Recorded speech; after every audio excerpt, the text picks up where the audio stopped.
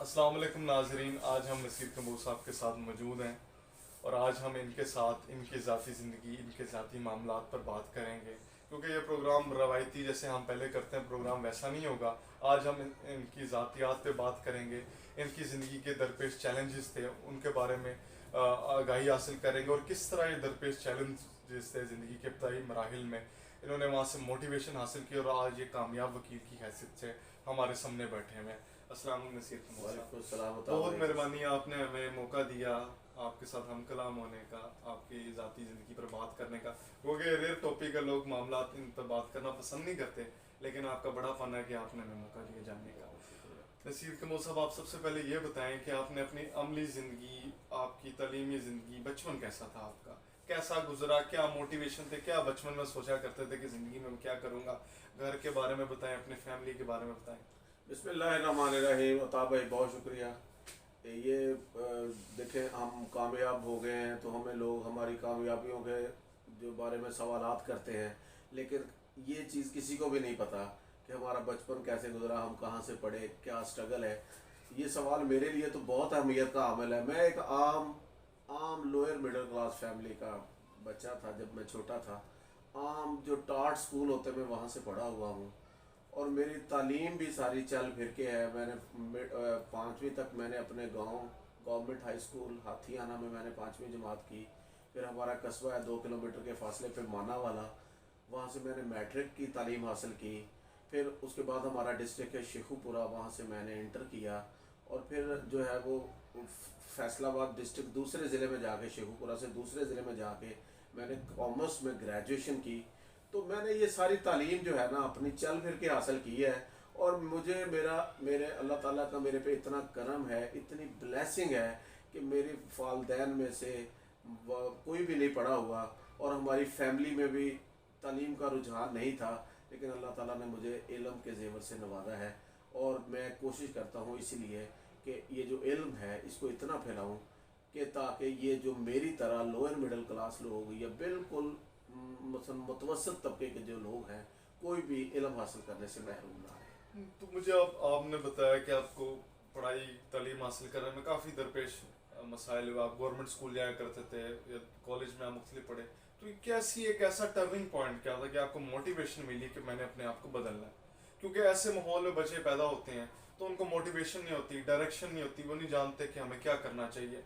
जो माहौल होता है उनको वो सिखा रहा होता है कि हमें इस तरफ आना चाहिए। अगर एक किसान का बेटा है तो ये रेयर एक्सेप्शनल केस है कि वो सोचे कि मैं लॉयर बनूं या चीफ जस्टिस बनूं या मैं ब्यूरोक्रेट बनूं या आर्मी में जाऊं। मेनली उसका इंटरेक्ट होगा या इंटेंशन होगी कि मैं जिम्मेदारी करूं, ज़राअत के पेशे में। वो ऐसा क्या मोमेंट था कि आपको रियलाइज़ हुआ कि मैंने वकालत में जाना है और वकालत में ही जाके एक्सेल करना? माशाल्लाह आप बहुत यंगेस्ट सुप्रीम कोर्ट के वकील हैं। एक वाकई वकला की तारीख के अंदर बहुत कम लोग इतनी यंग उम्र में सुप्रीम कोर्ट के वकील बने। तो क्या मोटिवेशन थी कि कौन सा टर्निंग पॉइंट था, कौन से ऐसे लोग, ऐसे साथी मिले जिन्होंने आपको आपकी मंजिल का तयन दिया? सुल्तान भाई, बेशक कोई भी कामयाबी जो होती है ना उसके पीछे मोटिवेशन होती है और वो मोटिवेशन वालदैन की तरफ से भी होती है। नो डाउट वालदैन अगरचे अनपढ़ थे, लेकिन हर वालदैन की ख्वाहिशात होती हैं, ख्वाब होते हैं कि मेरा बच्चा वो मकाम हासिल करे जो हम हासिल नहीं कर सके, या हमारा माशरे में वो मकाम हो जो कि एक पढ़ी लिखी कम्युनिटी का होता है। तो मेरे माँ बाप की नो डाउट दुआएं तो थी मेरे साथ, हौसला अफजाई भी थी, लेकिन जब ये मैंने तालीम जो मुख्तलिफ जगहों पे चल फिर के हासिल की है ना, वहाँ पे मुझे बड़े अच्छे उस्ताद, अच्छे दोस्त, अच्छे साथी जो हैं वो मुझे मिले, जिनकी मोटिवेशन से और इनकरेजमेंट से जो मेरी चार्जिंग जो है ना वो कभी भी लो नहीं हुई अल्हम्दुलिल्लाह। और मैं जो है वो हर लम्हे जो है वो मैं हमेशा अपने आप को मोटिवेट करता था। आप यकीन करें कि मैं आपको एक वाक़या शेयर करता हूँ कि मैंने ड्यूरिंग एजुकेशन मतलब हमने मजदूरियाँ भी की हैं, मेहनत भी की है ताकि अपने मामलात को चलाने के लिए, और उन उन मजदूरियों में उन काम के दौरान एहसास हुआ कि अगर आप पढ़ो लिखोगे नहीं तो आपका यही मुस्तकबिल होगा। आप या कहीं फैक्ट्री में मजदूरी कर रहे होंगे या आप रिक्शा चला रहे होंगे। तो लिहाजा फिर एक तड़प पैदा हुई कि ये वक्त तो जैसा तैसा गुजर जाना है, लेकिन अपना मुस्तकबिल और अपनी आने वाली नस्लों का मुस्तकबिल सिक्योर करना है। और यही वजह है कि मैं, हमारी फैमिली शुरू से ट्रांसपोर्टर महकमे में थी, तो मेरे चाचा जी मरहूम अल्लाह जन्नत नसीब करे, वो वफात पा गए, उनकी बसेज होती थी, तो मैं वहाँ पे कंडक्टरी भी करता रहा हूँ। लेकिन मुझे इस चीज़ ने इतनी तकवीयत दी। कुछ होता है कि लोग जिस माहौल में जाएं घुल मिल जाते हैं और वहीं के होके रह जाते हैं, लेकिन मेरे पे मेरे अल्लाह का इतना करम था कि मुझे उस माहौल ने भी मोटिवेशन दी। और फिर जब मैंने ग्रेजुएशन तक मैं वहाँ रहा, मैंने सारे काम भी किए, उसके बाद मैं लॉ की तालीम के लिए लाहौर आ गया। और लाहौर आके मैंने अल्हम्दुलिल्लाह, मुझे ऐसे ऐसे मौसम मिले इस दौरान, मुझे असातिज़ा मिले, ऐसे ऐसे दोस्त मिले जिनकी तवसत से मेरे वो लॉ के 4 साल डिग्री कंप्लीट हुई। फिर यहाँ पे मैं जिक्र करूँगा कि जब मैं वकालत में आया तो मेरे उस्ताद मोहतरम ख्वाजा फ़हीम मिजाज साहब मरहूम अल्लाह उनको गरीक रहमत करे, वो मेरी लाइफ का टर्निंग पॉइंट था कि जिन्होंने मेरी लाइफ जो थी उनकी डायरेक्शन बना दी।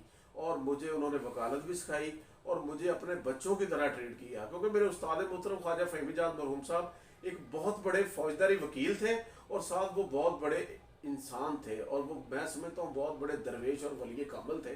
और मैं उनकी रहनुमाई में 2013 तक रहा, 2013 में उनकी वफात हुई। तो मैं समझता हूँ कि ये मेरी लाइफ की तरबियत का टर्निंग पॉइंट था।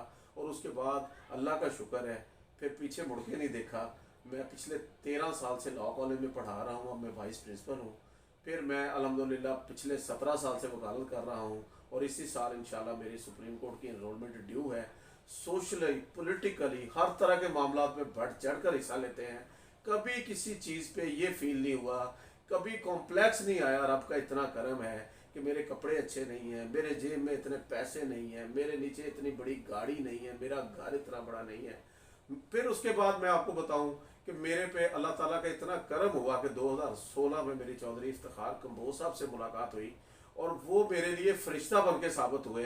कि उनके बाद मैं, जब मेरे उस्ताद मोहतरम फौत हो गए थे ख्वाजा फ़हीम मिजाज साहब, तो मैं भी तन्हाई का शिकार हो गया था कि मेरा सोर्स ऑफ मोटिवेशन जो था वो जो था ख़त्म हो गया था। फिर 2 साल बाद अल्लाह ताला ने मेरे पे करम किया और भाईजान चौधरी इफ्तिखार कंबोज साहब की शक्ल में वो मुझे मोटिवेशन मिली, और टिल टुडे वो मोटिवेशन मेरे साथ है। और उनकी बताई हुई बातों, उनकी डायरेक्शन और उनके अरशादात या फरमुदात पे किताब लिखनी चाहिए कि वो इतने क्लियर कॉन्सेप्ट हैं। और कंबो बरादरी में इतने क्लियर कॉन्सेप्ट वाला इंसान मैंने नहीं देखा। मे भी उन्होंने दुनिया देखी है, उनका वेस्ट और ईस्ट दोनों का जो है वो तजर्बा है, और उस तजर्बे की बना पे वो तजर्बा मैं खुशकिस्मत हूँ, वो मुझे हासिल है। और अल्लाह ताला चौधरी इफ्तिखार कंबोज साहब भाईजान को सेहत तंदुरुस्ती दे, लंबी ज़िंदगी दे, उनका साया मेरे पे और उनकी फैमिली पे, बच्चों पे सलामत रहे। और ये मैं समझता हूँ कि मेरी ज़िंदगी की जो कामयाबी है, जितनी भी है, थोड़ी है या ज़्यादा है, मेरी लाइफ में जो है ना, मोटिवेशन पॉइंट ऑफ व्यू से देखा जाए तो फिर तो बहुत ज़ख़ीरा है। लेकिन अगर आप दुनिया के हिसाब से देखें, फिर मेरे पास कुछ भी नहीं है। कि अगर किसी का आपने अंदाज़ा लगाना है कि ये बड़ा घर इसने ले लिया, बड़ा दफ्तर ले लिया, V8 इसके पास आ गई, वो तो कुछ भी नहीं है। लेकिन अगर आपने मोटिवेशन, इनकरेजमेंट, स्ट्रगल, ये चीज़ें देखनी है, तो फिर मैं समझता हूँ कि चले मेरे में से किसी को कुछ मिल सकता है। लेकिन ये जो चीज़ें अल्लाह ताला ने मुझे अनायत की हैं, इसमें मेरे मालिक ने मुझे अच्छे दोस्तों, रहनुमाओं, सरपरस्त मुझे दिए हैं। वो सरपरस्त मेरे वालदैन हैं, वो मेरे उस्ताद मोहतरम हैं, वो इफ्तिखार कंबोज साहब हैं, और दूसरे दोस्त हैं जिनकी मोटिवेशन से आज मैं यहाँ बैठा हूँ। यकीनन आपकी कहानी में भी हौसला अफजाई के ज़राए मौजूद हैं।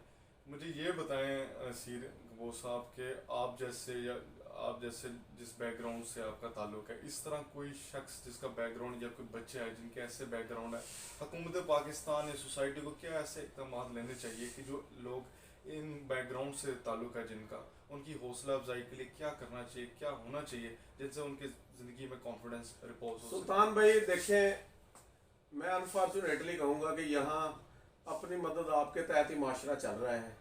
अगर मेरे पे अल्लाह ताला ने करम कर दिया, अल्लाह ताला की तरफ से डायरेक्शन सीधी हो गई और स्ट्रगल वाली लाइफ जो है वो शुरू हो गई, और साथ मोटिवेशन दोस्तों की सूरत में शामिल हाल हो गई, ये तो किसी के साथ होता है। हर बंदे को ना ये अपॉर्चुनिटी मिलती है, ना हर बंदे का इतना हौसला जज्बा होता है। तो ये सारी ड्यूटियां जो है रियासत की हैं। देखें ना, रियासत ने की जिम्मेदारी है कि basic necessities of life provide करे। बेसिक नेसेसिटीज़ ऑफ लाइफ में क्या है कि आपको कम से कम घर, आपको हेल्थ, आपको एजुकेशन और आपको स्टेटस डिस्क्रिमिनेशन जो है ना, जिसकी वजह से माशरे में बहुत बड़ी तफरीक पैदा हो गई है और माशरे का लोअर एक मिडिल क्लास या मिडिल क्लास तबका सारा जो है वो अपर मिडिल क्लास या एलीट क्लास जो है उसके सामने उसके अंदर इतनी कर्ज ही नहीं होती, इतनी मोटिवेशन ही नहीं होती कि उनको फेस कर ले। उसकी वजह क्या है? वो क्लास पढ़ेगी बीकर हाउस में, वो क्लास पढ़ेगी लाहौर ग्रामर स्कूल में, वो क्लास फर अंग्रेजी बोलेगी, क्योंकि हमारे मुल्क का मयार ये बन गया है कि जिसको अंग्रेजी आती है वो लायक है। यहाँ सिंगल स्टैंडर्ड एजुकेशन होना चाहिए, वही सिलेबस बीकन हाउस पे हो, वही सिलेबस प्राइमरी स्कूल में हो। और प्राइवेट स्कूल जो है ये प्राइवेट एजुकेशन की हौसला शिकनी होनी चाहिए और ये डबल स्टैंडर्ड जो एजुकेशन का खत्म होना चाहिए। हेल्थ का भी डबल स्टैंडर्ड खत्म होना चाहिए। जो कुछ हो सब जदीद फैसिलिटीज गवर्नमेंट के हॉस्पिटल्स में होनी चाहिए। तो मैं समझता हूँ अगर ये बेसिक नेसेसिटीज रियासत लोगों को दे दे तो जो मैंने अपनी दास्तान बयान की है ये किसी की दास्तान ना हो, बल्कि सब जो है वो अपना स्टार्ट जो है यहाँ से ले जहाँ आज अल्लाह ताला ने मुझे पहुँचा दिया है। तो इसलिए रियासत फेल है, रियासत को करने की ज़रूरत है, ये मसाइल ऑटोमेटिक ख़त्म हो जाएंगे। चलो, थैंक यू वेरी मच। आज नसीर कमबोज साहब की हमने स्टोरी सुनी और उन्होंने जो राह अमल बताया हमें कि कौन कौन सी चीज़ों को हाईलाइट करने की ज़रूरत है, कौन कौन से